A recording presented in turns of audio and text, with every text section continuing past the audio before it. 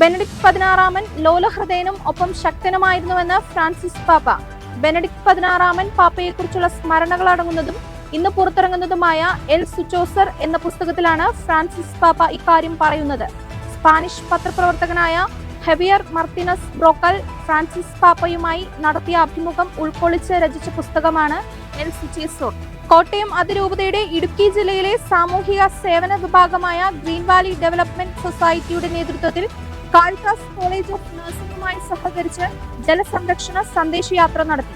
കോട്ടയത്തു നിന്നും ആരംഭിച്ച വിവിധ ഗ്രാമങ്ങൾ സന്ദർശിച്ച് ഇടുക്കിയിൽ എത്തിച്ചേർന്ന ജാഥയ്ക്ക് മുരിക്കാശ്ശേരിയിൽ വമ്പിച്ച സ്വീകരണം നൽകി. കൊടിയ വരൾച്ച നേരിടുന്ന സാഹചര്യത്തിൽ ഓരോ തുള്ളിയും നാളേക്കായി കരുതി വയ്ക്കണം എന്ന സന്ദേശവുമായാണ് യാത്ര സംഘടിപ്പിച്ചത്.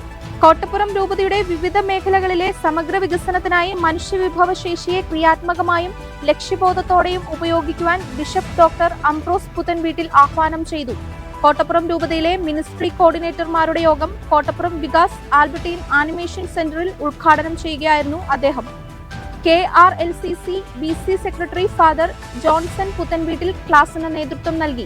Vicar general monsignor Rocky Robi Kalathil, episcopal vicar monsignor Sebastian Jacobi, രൂപതാ ministry coordinator father Joy Kalarakkal, BCC director father Nimesh Kattassery എന്നിവർ പ്രസംഗിച്ചു. ഈ വർഷത്തെ ഈസ്റ്റർ ദിനത്തോടനുബന്ധിച്ച് ഫ്രാൻസിൽ മാമോദിസ സ്വീകരിച്ചത് 12,000-ഓളം പേരെന്ന് റിപ്പോർട്ട്. ഫ്രാൻസിലെ എപ്പിസ്കോപ്പൽ കോൺഫറൻസ് പ്രസിദ്ധീകരിച്ച റിപ്പോർട്ടിലാണ് ഈ വെളിപ്പെടുത്തൽ. മാമോദിസ സ്വീകരിച്ചവരിൽ കുട്ടികളും മുതിർന്നവരും യുവാക്കളും ഉൾപ്പെടുന്നുവെന്നും റിപ്പോർട്ട് വെളിപ്പെടുത്തുന്നു.